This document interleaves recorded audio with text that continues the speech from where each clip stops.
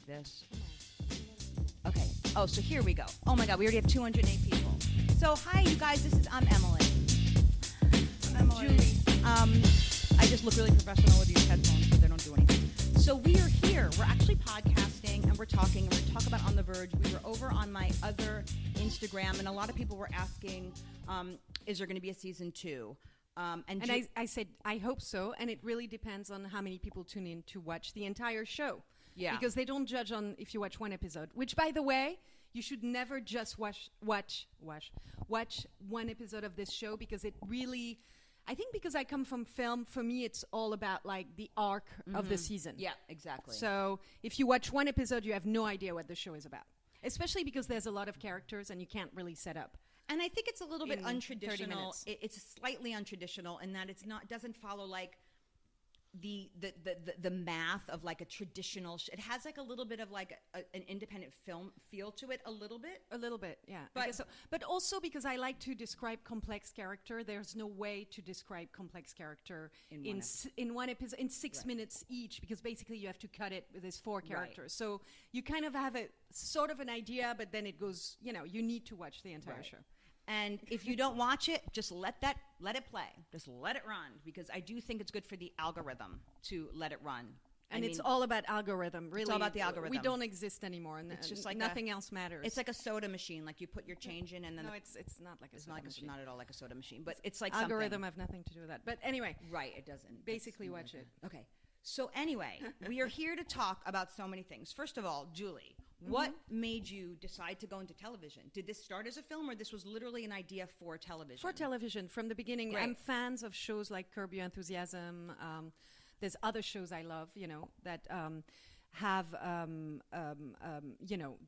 that are shows and not films. And to explore 4 women, and their family and their kids and stuff. I couldn't do it in one film or even 2 films. You need an actual series to do it. And also, I think what the show is sharing is sort of like a portrait of real life. And I feel like in a movie, it's one plot and that's it. Yeah, and you can really say so much in an hour and a half or 2 hours, when I think the series I was able to explore. And actually, that's why the show maybe starts a little bit shy of really exposing each character, is that I wanted to give slowly away the characters and go deeper into them as each episode, And that's what I loved about it, because so many things were a surprise to me. I didn't read all the episodes, even though I had a little part. I only read the part that I was in, because I almost didn't want to know.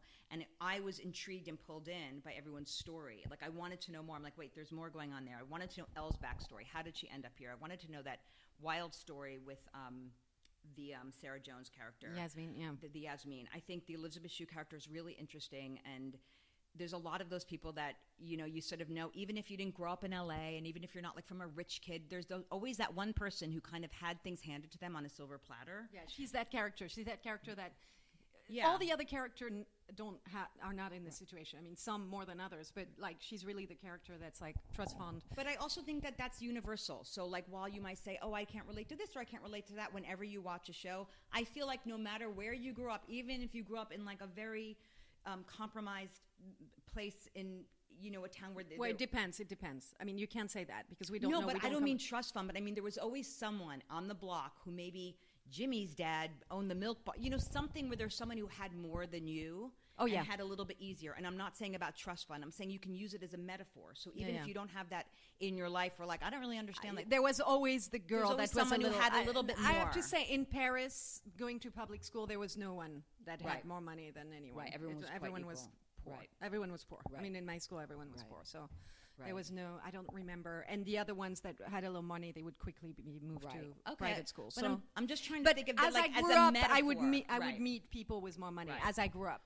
If you're privileged enough to be able to get an education and go to college, you're going to start meeting people from all over. Yeah. I just think it's an interesting story, and even just because there's always someone who has it, who on the outside appears like they have it easier, and in retrospect, when you really dig in, they're Well, so she's not very traumatized. happy. Yeah, Yeah, they're yeah. miserable. I actually, some of the richest people I know are not necessarily the happiest. You know, I had probably more love in my family being raised in an apartment without a bathroom than I had. Like, who cares? You know what I mean? Yeah. Like, And no you one, learn to know. hold it in for a long time. So you have an incredible this bladder That's on just her the upside. is like it's like a spend vice. hours. Yeah, she could go for an entire plane ride. So that's, by the way, does anyone have any questions? I love you. Hello from Greece. Love that. Hello from Greece. Oh, the narcissistic husband. I am obsessed with him. By the way, my friend Clayton. Clayton, I don't know if you're there. You're probably not watching. But people keep texting him because he looks so much like Matthew. But like the American version, it's very funny. I love him. He is amazing, the narcissistic. He's very, very funny. I find that people really are enjoying the French. Yeah. So much. I mean, we don't have much French in the show because actually it's 15% by contract. We Right. had to have 15%. Right. I mean, some episodes, 15% of the 12 episodes. So there's one episode that has more and one episode where he's not there. So, you know, Right. it all depends. But it's not that much French. But I think the moments are very memorable. And it's funny to see them argue love in the French. You know, What him putting her down in French, you know. like. And I think what's interesting is that when it translates to French, even when it's just like maybe the same dialogue as in English, somehow it's just hilarious, and I don't know why. Is it? Well, that's why I was happy to make it a French couple and that he's French, is that it kind of gives a little bit of a distance, because it can be hard to digest this kind of, slightly, sociopath, abusive, temperament in a man. It's kind of hard to take in. But I think the fact that he's French makes it a little softer. You can get away and with also it. he's nerdy and he's not threatening looking. He's kind of like, I could punch him and And he then he's would very fall, sweet. Then you he know? gives you a kiss. It's very complicated, and I think it's an Well, because that's abuse. That's called abuse. I mean, it's not Yes. just punching. It's right. it's it's like the gentle kiss. It's a really interesting relationship, and I don't know that he's a sociopath, and I want to ask about that. But not sociopath. He's a narcissist. He's a narcissist. No, sociopath goes further, right? It's Sociopath once- is really well. Then again, he does do some like intentionally. like mean stuff, like putting Yeah. her down. Yeah, I don't know what's the limit. Anyway, there's kind of Right. like, I'm sure A there's a gray little bit. area. First of all, I'm sure there's a little bit of that in everyone. To a certain full extent, on. So, sometimes we say things without even noticing that can put people down. Right. and, Like, I love it when you have the cold. You're like, I'm sick. He's like, get away from me. I mean, it's so, by the way, that is what happens. Do you know what I mean? The reality is also that, right? But I'm But saying, then eventually he kisses her. yeah, and he and gives her, wants- yeah. I don't know. I just love that relationship, and I really hope we get to see more. And what's amazing about that actor Matthew is that he's also a director. He's very talented. Very talented director. Is he a big director in France? He's directed the Bureau, which is a big French show. Right. But he's directed a film that's very good. He hasn't directed many things. I think he should be doing more because he's very talented. He's but really he did a good. really good job on the 4 episodes he did. Yeah, he was great. And he's a great actor. I think all the acting is incredible. Your movies blew my mind. Ooh. Okay. Okay. By the way, feel free to throw any more I questions. get a lot of hearts. It's really sweet. Oh, a lot of love. I like getting love. I know. This is the only place we get love, actually. A request to be in your live video. That might be a little complicated. Sorry about that. But but anyway, so let's think what else. So Julie has this incredible long history of being, a woman in film. She's a woman, but she's in film. But really started out at a very young age in the arts. Very young. Very young. And I started very young, yeah. very young, like 6 months. No, she started very young. Do you? No, but think, a child. I was a child. I was doing plays with my parents. They were Right. doing more small theater plays, and they were not successful actors. I mean, they were working actors, but in the theater and not Right. famous, not just Right. all that. So we would do small stuff, Do you think if your parents hadn't been in theater, you would have been gravitated toward it at all? I have no idea. I know, mean, I it's a was dumb formed. question. I mean, from birth, I Right. was like so much caught into the world of Right. arts, and and they were friends with a lot of artists and a lot of musicians and all sorts of arts that I was sucked in, and I don't know who I would have been if I had been raised by someone else, because it made Right. me. How did you do in school? Like, were you academic? Like, how did you do? I was I'm trying not- to I picture was- you in school. Like, Mama, I have homework. Like, I can't even get my mind around. Well, that's the thing. I wasn't bad in school, Right. even though I was a little bit lazy. Because I was bored by the system of school. It was very hard. It was like, they tried Yeah, to old push. school. Yeah, Yeah. like it's like really the worst kind of school. Not It's more the opposite of what they do. progressive No, the opposite education of that we have progressive. now, Yeah, yeah. yeah. Absolutely awful. Yeah. they make you learn things by heart and they push it in your brain like it's Right. whatever. They used to be like that everywhere, right? Absolutely. Well, yeah. But I was good in science. That's the one Ooh, thing. I could see that. And I was pretty good in math. Actually, I was more on the scientific I could see side that. of things. And then I became extremely good in school. And the last year of every school in France, the Terminal, you do 1 year of philosophy, which, by the way, I think it's the greatest thing on the planet to have 1 year of philosophy for everyone. So you're studying you're studying Philosophers, all the great philosophers, and, from the Greeks to, to the Germans, to the, all the philosophy movements of any kind. And then you decide what you like or dislike. And then you start also writing philosophy. Wow. Because you have to write about philosophy, but also write philosophical thoughts, which I thought was probably the most... I became extremely good in school suddenly because that was my favorite. And you were interested. And I think I don't know if they're doing this intentionally, like in the French academic, undergraduate school system, but the thing about college, and this is what I'm always telling friends who are like, I don't even know if you need college. The thing about college, if they're prepping you for college, is that it's where you go to become a critical thinker. It's where you go to... But don't you think it's great to have automatically, before you That's even what I'm turn saying. 17... That's what I'm saying. They're prepping you for that. You have that automatically, and I find that... I always tell my son, I really want you to do your last year of school in France. Right. Because you can do that, and it changed my life. Well, that's what I'm saying. They were you become a prepping you critical, for critical thinking, because that's when you really have to start analyzing text and making up your own decisions and coming to... I think it expands your mind. Like you're up to here until a certain age, and then because of that, especially at that specific age of teenage years where you really suck in information and your mind is expanding so fast, I think it brings you up to the roof. I agree. And I really think it's a great educational thing that almost should be worldwide, because it would benefit everyone for everything. Even psychologically, it affects you and makes you, instead of acting out, you suddenly think about what you're doing at such an early age. And it makes you have compassion for other people's thoughts, and you're able to take on another point of view and really it's really a metabolize blessing to have that. Yeah. And they're trying to actually everything's going down everywhere in the world, so in France too. And they're trying to, of course, cut it out of the program. Are you serious? There's been talk about it, which I think is tragic, because I think it's been cut out of the program in some places. But it used to be automatic, like it used to be for everyone. But it's just like one course, like the same way you have math, this, then you have philosophy. They just add it in. So, what's the big deal? Why would they cut that out? That's terrible. I don't know, to do more specific math, if people are more into math, computer computer stuff. Yeah. Coding. It's a huge thing. Yeah. Oh my God. I mean, my son is good at coding. He's clearly hacking. We coding. saw that. Did you guys see the? So when Julie put up that thing on her Instagram that said Julie assaults Target, my daughter, by the way, Aria, pinged me and she was like, "What is this? Oh my God!" And I was like, "What is that?"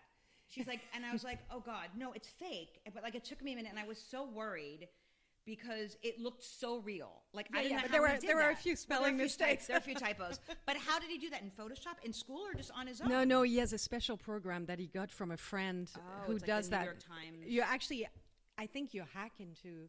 I don't know. Oh, I bet I I know actually what he don't know what he does. does. I actually don't know. And I'm a little nervous. I say, you're sure it's not going to show up on their website? I know what he does, because my son does this. So if you go onto Google, when my son's on his YouTube page, It's he'll go, look, I have 50 million followers, and it'll say 50 million, and then I go to code, and on the right-hand side of Mac, it's all the you codes, can write in, you can change things. So so he's maybe doing he that. just goes developer, view, and then he types in his own Yeah, thing, I think and that's what he uploads does, an yeah. image.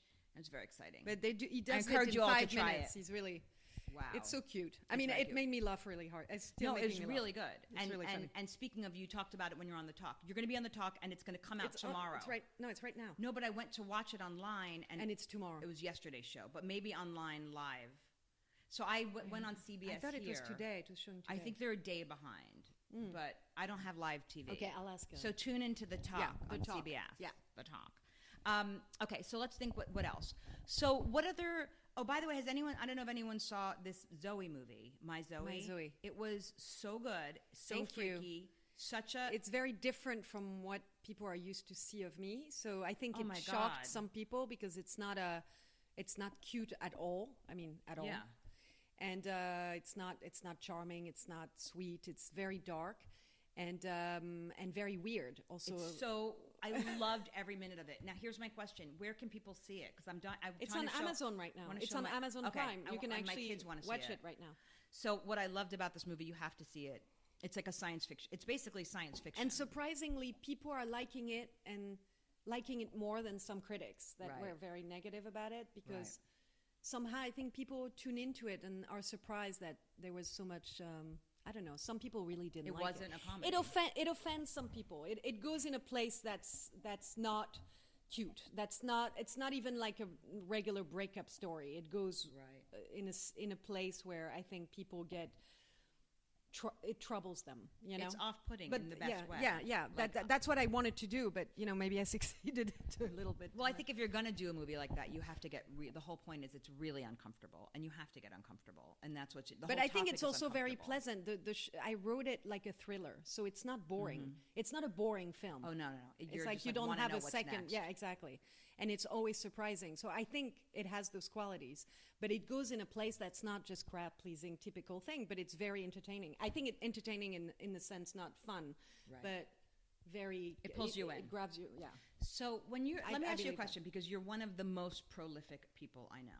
Like, you write so much, and I feel like you're able to juggle different writings at once. Is that true? You have the... I often write many things at once. Tell us about your process. My process is that I'm starting many things at once. Okay. I have many screenplays. I have like 8 or 9 screenplays going at the same time. And then when I start to feel the catch, something is grabbing me, and then I start trying to pitch it to people, and if I see someone's going for it, I finish it. Oh, okay. So there's a lot of screenplays that are unfinished and will always be unfinished because I feel no one's going to ever finance it. So you have it becomes a reality. Ideas floating in your head. No ideas. I'm writing them. I'm starting the screenplay and the storyline and everything, but then I'm kind of letting it be, thinking, okay, now I'm going to do some thinking. You know, I always do that because it's like my experience of films and TV and stuff is that you have many ideas and many things that won't happen ever. So it's good to do a lot because, you know, and start a lot because you don't know what's going to stick. It's like throwing things on the wall and know what's going to go. You know, it's like, I don't know which one is going to be more interesting to who. And so I start many things and then eventually I finish them if I feel like there's a chance that it could happen or if I feel passionate enough to finish it. So when you say I start many things, are you like, I'm just curious because I have a lot of writers. Now I'm finishing many scripts right now. Are you writing actually. them, or are you just like writing outlines? Are you writing ideas? Are they paragraphs? Are you opening up final drafts? I'm writing scenes. I'm writing paragraphs. Yeah, it's like I have an idea. I'm writing it, and then sometimes when I say, okay, now I'm going to finish the script, then I sit down and I work like 8 hours a day, 10 hours a day if I can, if I don't have my kid, or if I'm not working on something else. I work 10 hours a day and I write until I'm done with it. So, but if you also have a bunch of ideas, one is feeling a real pull, you're feeling a real strong, you're like, I feel like I can take this here, and then you'll start to go pitch it while it's in development. Yeah, because then when I know it's real, when I know it can happen, then it gives me a boost to just finish it. Right. And then it's very easy to write, because when you know you're going to be able to do it, you're just... Right. And you have the luxury of that because you have a track record of writing. Well, luxury, I don't know, because most of my films don't get made. I know, but you are able... Screenplays. As opposed to someone who's a younger writer in their career and without the sort of success and the the history of your work, they would have to keep going. So, I wrote my first screenplay. I was 15 years old. I directed my first film. I was 36, outside of Looking for Jimmy. Right. But my first film that someone gave me money for to make was 2 Days in Paris, and I was 36. So it took me 21 years to make my first film. 21 years for people to give me €500,000 to make my first film. After being nominated at the Oscars as a writer, after all this. So it was never easy for me, Emily. I know some people, from the outside, it might seem easy, but it's always a struggle. It's always a struggle. My life has always been a struggle. I have maybe one film, like a big French comedy that I did named Lolo, which I was able to raise... It's my dog's name. Yeah, I know. Which I was able to raise money for Right. that was an easy one to put together. Right. Also easier Outside in of that- France for you to get money. Easier in obviously. France. Easier in France. Here, I've never had money. I've had money only once on My Zoe from the U.S. That's the only time I've had money from the U.S. 2 days in New York, not a cent from the U.S. Jesus. It was all European money. No one wanted to finance a sequel to this. But it's not unusual. It's Right. it was interesting. I mean, I was really early on. I wanted to make films in video, Ah. in back high in the def, day. and no one was taking me seriously. Remember, no one was Yeah. taking us seriously. We would approach people. We yeah. did Looking for Jimmy together. People thought we were absolutely like, crazy. Yeah, we were and trying to we pitch showed the film in shows. a Yeah. bar. Yeah, in, Sundance. Sundance. Sundance gave us like a little offshoot. It was like Sundance adjacent, as they say. But this was a really long time ago. No one was doing video. There was no web series. I was shooting there was in no video. YouTube. I had the luck to work with Jean-Luc Godard when I was really young. Me too. And It's like a little no, thing. but I remember doing History of Cinema, which was a show he did about cinema with him when I was 15 or 16 years old. And he told me something at the time. He said, the future of cinema, he's a real genius. He made Breathless and À bout de souffle and stuff, if people know him. The history of cinema is going to go like this. There's going to be bigger and bigger film, huge production, right? That are going to cost millions. And there's going to be less and less of films in the middle. And there's going to be tiny production shot in video. He was right. And when I say films will never be shot in video, I remember at 16, in 86, I was thinking he's insane, right? Oh my God. He was right. Like he saw the Crazy. future of cinema and this kind of like those giant films and those Right. films getting Films smaller. on your phone. Yeah, I mean, exactly. there's literally apps Tangerine, or what was it? on your phone. I mean, it's crazy. It's crazy that people also weren't open to this years ago. But I get it. I mean, it's like right now we said, what would be the future of, you're going to be streaming phone video on your arm. It's going to come on a little thing. People Is would there think you're any crazy. of a fourth part? No, not yet. What's that? No, Is they're there- asking question. No. Oh, part of the Studying trilogy. philosophy in college Oh, changed good. my life There you for the go. better. Yeah. There you go. I wish I had. I know philosophy is just good for everyone. That's why I think it shouldn't be a choice. It should be, you should study philosophy because no matter who you are, it will benefit your Yeah. life, and it's changed my life forever. I took a class in college. It was called The Philosophy of Art and Aesthetics, and I really had to think really hard. And I couldn't come up with like my thesis paper. So what I did was I painted a painting, and I wrote an essay about like aesthetics and like why I couldn't give the painting to the teacher. I don't know. I got a B. But anyway, moving on. Back to you. So A B is good. A B is good. A B is good. So let's think what else. Are there any other questions that people want to ask? So let me ask you a question. If you had to picture your ideal kind of idealized version of what the next 5 or 10 years would be like, is it like one movie a year, an ongoing hit series that's One great? movie a year, it's not possible. It's too much work. Oh, not one movie a year. I mean like Yeah. one movie every 3 years, but like an Oh, ongoing... no, more every 2 years. Okay, I one could every do- two... Okay, well, she's good One at movie math. every 2 years. yeah. Okay, 'cause one every 2 years, but like an ongoing project on television that really gets your voice to everyone. You know what I would love? Which I think is cool for, about for TV. things to not be so much of a struggle, for everything. It's interesting because my life has often been about saying this is going to work out and people telling me no, it's not going to work out. But it's funny because my husband was just reading something about Sorrentino and he's a genius, so I'm not comparing myself to him, but but he was saying like everyone will tell you it's never going to work, everyone will tell you you can't do it In anything, in any business. anything.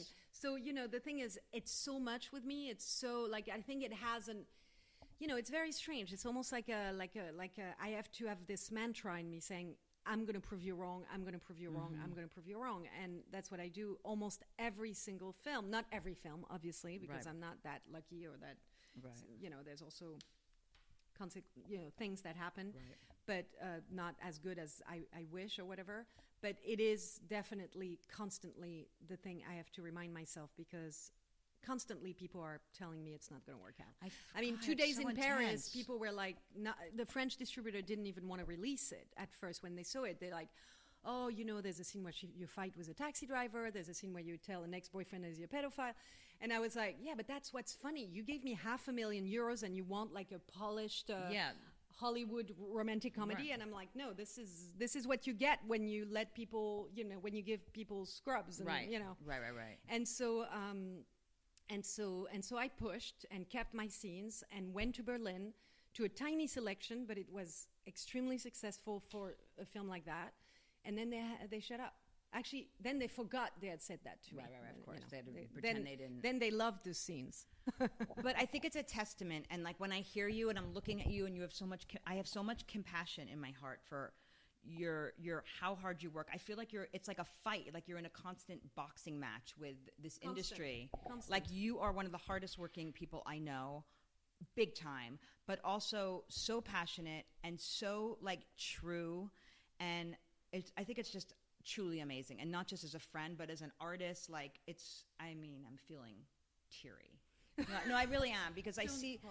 Thank you, babe. I feel sweet. her flight. I feel her fight. Like the fight is in you. And Constant how do you keep fight. that going?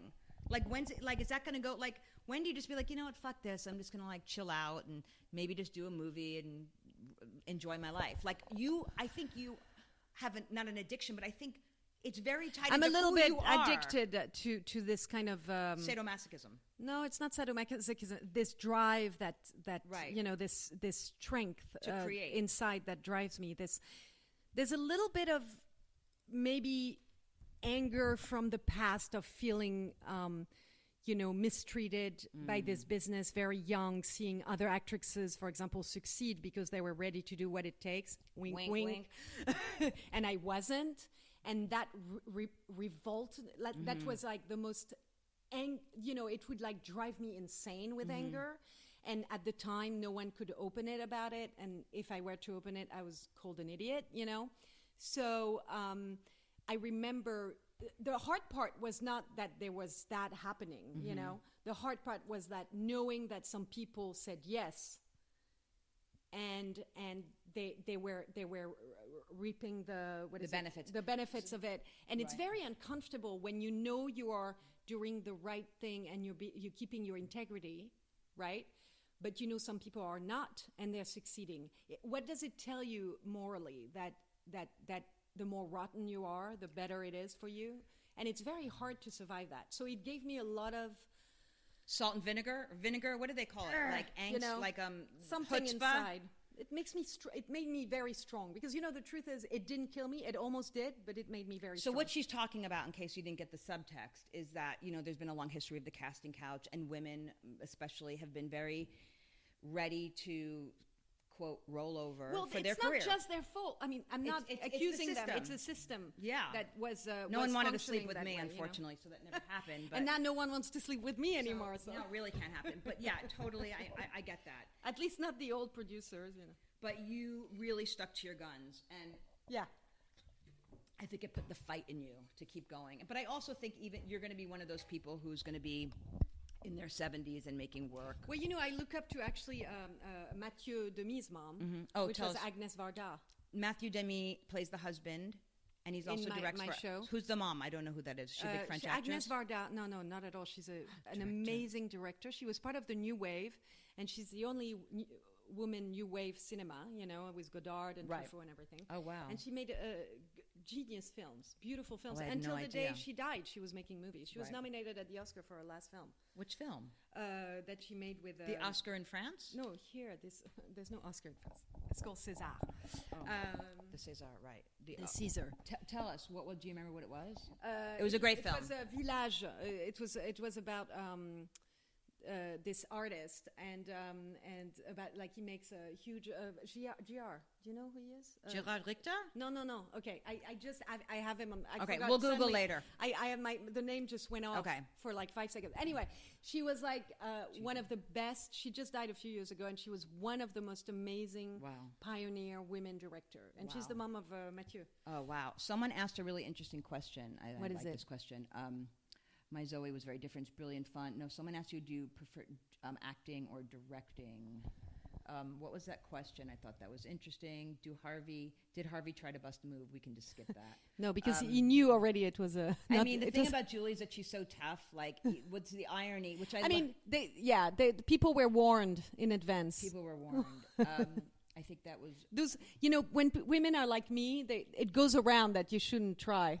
Mm-hmm. Oh, didn't know who Julie. Are you aware that you are a legend with periods? I am. Wow, I think that's she's a legend. nice. Agnes Varda. Oh my God! Wait, it could have been that. Okay, Someone about Agnes Varda. It's was going something too about fast. acting. Too many people asking questions. How did Julie and you become friends? Oh, we met when we were babies we met at a outside party. At a party of the store called Funk Essentials on West 3rd. It was a Jamiroquai party. We were sitting on the bench. I was alone. We didn't really know anyone. I had one friend in LA. And we became friends instantly. And we met on a bench. And we started talking, and then we went out. I had just moved to LA. Literally, we 23, became best friends, 24. and we hang out every single day for years and we years. were like crazy, inseparable. We were like Inseparable, artists. yeah. Like I remember we would paint, and then I remember one day we like painted my house. We were finished, and we were so depressed. We're like, what are we gonna do now?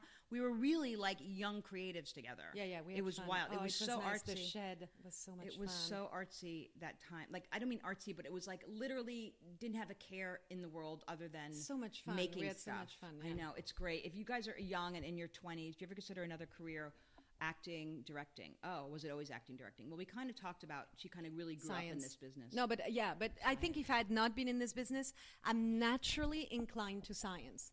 That's my natural. Well, that's what Zoe is about. She plays a scientist, because I'm that's my natural tendency is science. Like I'm reading about science all the time. I love science fiction, by the way. I've read tons of sci-fi as a kid and teenager, and it's still now I reread all the time sci-fi that I love, and basically science papers, science books, Journal of Medicine. I mean, just you name it, So I would have probably gone into science, because that was my favorite stuff. Right. Someone asked about Virgo Rising. Is that a film? What was that? I had Virgo Rising at one point, but it's not going to happen because the lead person that I wanted. What was Virgo Rising? It was about a woman writer who was identifying with a man writer, but it was for Woody Allen to play the part. It was 20 years ago. I remember that, right. And they had a lot in common. And it's a little bit because I'm Sagittarius, Virgo rising, like Woody Allen. Yeah. Oh, that's right. But it was about astrology, but it was making a little fun about it. Right, so right. also not Someone wants taking to know, it too seriously. But does the Before trilogy, it's done? I think it's done for now. We didn't find a good idea. The guys sent me an email saying, no, I think Richard sent me an email about like my character dying of cancer. And I thought the point of this series is about interaction between those two people. So if we do a fantasy again about, because it's very Hollywood, the woman dying, the man staying, you know what I mean? Yeah. I felt it's another Hollywood fantasy. It doesn't really work. And we just decided not to do a fourth one. But maybe if you can come up with something with a different twist, would who knows? I don't know. I just thought, okay, if they're going this direction, it's just not. It feels expected. It feels like, so of course, on the someone nose. has to die now. Yeah. Right. It feels a little right. whatever. It just didn't. We always came up with ideas. I remember the second one. I was like, let's do something in real time. And the third one, they contacted me. They say, why weren't they together now? I was like, it made sense. This dying thing just didn't make sense. Right. What if their children fall in love and then it becomes a sexology? Yeah. Is there such a thing like that? A sexology?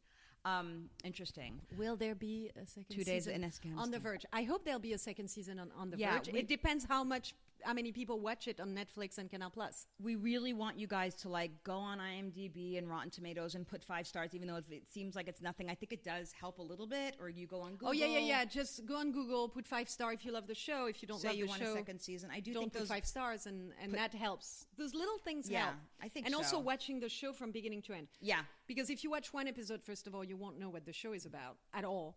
And and also, oh my God! So by the way, without because I wasn't on my thing first. And no spoilers. The last episode, no spoilers, gave me chills. I watched it 3 times. You like it? Watched it with each kid, and then on my own, chills. It's a good episode. Chills. You have to get to the 12. Don't jump to 12. It's really interesting, and I do think if there was a second season, we could really explore the. Well, I had to think of a second season now. in case. I don't know if it's going to happen at all, but in case I had to think, and I have to say that I think the second season will be of the level of the 12th episode, because I have already foreshadowing. Yeah, really, really, really good stuff. Also, about social situation, my character losing a restaurant. I mean, a lot of stuff about also struggling in this world of post-pandemic, and And the past year has been so pivotal with social justice, police. Yeah, exactly. Black Lives- I mean, there's so Me much Too. that I happened mean, during that year It between was so juicy. How can we not? BLM and It would be crazy for them to not to mine it. There is so much to say on the second season but you know what? It's not for me to decide. It's Right. the algorithm. So the if you algorithm. watch the show, then they'll say, It helps the "Oh, algorithm. we love it." Oh, thank you. Spread the news in Brazil. Yeah, share stories. That helps. Like screenshot stories. Get them out. Let's think. So, I mean, I think this was a fun chat about On the Verge, about a little bit of your backstory. What about, like, do you see yourself living in LA What about forever? you? Nothing about me. This is a podcast, but I'm the interviewer. I'm the Diane Sawyer. Perfect. Or I'm the Larry King. Oh yeah, you're the Larry King. I'm the Larry King. But do you see yourself living in LA forever? Do you love it here? Is this your home? I think because I this is love groomed Los LA. Angeles. I love Los Angeles. Maybe I should move to a place that's not as noisy. What about like there's cars Ojai? everywhere. People are moving to Ojai. And I don't like the countryside. I don't like being Oh, you away like from urban. a city. I really hate. I like it for 3 weeks in the summer. I'm a city person. I was raised in the gutter in Paris. Right. I mean, literally in the gutter. Yeah, she was like in the gut. We were like, hello down there. So we pull her out. She was like covered in mud. In It was boo. just such a mess. No, I'm a city person, like to the bone. Like Well, but there are places where you can go and you have a little house, but then you can take a walk in the town. I mean, Ojai's but little blocks. towns I don't No, like. you I mean like you big cities. urban city getting lost and like Yeah, walking. yeah. I and- like big cities. The bigger the city, the better. The more So like New York, intense. back to I New love York. New York, but I like LA is the perfect combination of like I'm in the middle get of a city, everything. but I have a backyard. And not to mention you're an hour from the snow, an hour from you're No, half an LA hour has a lot of good It stuff. has yeah. everything. Unless it burns to the ground. It has a lot of fires. eventually. Yeah, a lot of fires. Well, I think we can wrap it up because I like to keep it short and sweet. Hold on, any But more I might questions? move to Greece eventually in my old Wait days for me. and live in Greece. Well, then just have because my my have husband's my Greek. room ready. Have my room. Have my room. Well, I'm going where you're going. Love from San Diego. Love from Chile. You guys, thank you so Please much. sing one of your song. Okay, one day. Oh, about you. Someone asked about your singing. She's always been a singer, but you learned music very late. Well, not very late Very in life. early. You No, kidding? the guitar. The guitar I learned at 30. But that's late in life to learn an Yes. instrument. Well, yeah, but it You've doesn't been matter. singing forever. But I'm saying you picked. I remember you. Were But like, I play my classical music since I was a kid. I know, but the fact that you picked up an instrument at 30 always blew my mind. Yeah, but 30 is nothing. Anyone can pick up an instrument it's at very 30. no. Once your brain is formed. No, it's not true. Okay, They're I'm just making they're, shit up. They're, She's the they're saying it's scientist. not true. No, but they're coming back. Right. Saying it's not true. Because the brain. It's like the diets. It's like don't eat every 2 hours. They Right. change their mind all the So time. the it's same thing. neuroplasticity, you actually can learn language. You Yeah, can I learn. think after a certain age, like maybe I don't know. I actually no, they're not even sure that there's not pure plasticity till the very end. Wow. No, it is not. It's not the end until it's the end. Really. So we can change. We can grow. We can grow, we can change, we can evolve, we can learn new things, new skills. I think it's. It might be easier for right. kids, obviously, right? Because they're made for that. Right. But, we're able to do all that stuff. I know. I do think it's interesting how we're like, oh, I don't speak. I mean, like, I'll never be learn Jimi a Hendrix, language, right? I'll never be Jimi Hendrix. No, but I think you can learn a language. Then you can. I have a girlfriend, Deb, who's learning piano at 50. You know what I mean? I started piano a couple of years ago. I stopped again. Right. But I was able to play a piece of music that I really wanted to play Like, all that's my life, and I amazing. learned in like 4 months or something. So go take on Duolingo and do your. You have to keep on going, though. Right, Like, you can't right. give up after a month where it Right. doesn't go so Oh, well. it was or great. something. Oh, all right. Well, thanks, you guys. Thank you. Do you guys want more Love from IG Turkey. lives from Julie? You want more IG lives? So cute. Who's so cute? Keep on Me playing. or her? No, We you. both They cute. don't care about me. Keep on playing. Hi from Brazil. These are fun. 36 I'm currently currently learning the piano. Exactly. That's what you should be doing. Exactly. great for It's your actually brain. good for the brain. Yeah, exactly. Hello from Lily family. Change is the only constant. Jacqueline. Bonjour. Change is the only constant. Family. What is your next project? Well, we're hoping for season 2. Season 2, but if not, I have many. She's got 65 I have projects. I have a beautiful screenplay set in 1900s about Hollywood with Ooh. Yeah, a very beautiful project. It's going to happen. I have Emilia Clarke attached to play the great. lead, a beautiful, wonderful actress. And I think it might need, if there's no season 2, I'm might hoping focus for on it. that. Yeah, on that. Okay. All right, you guys. Thank you. Thank you very much. Bye.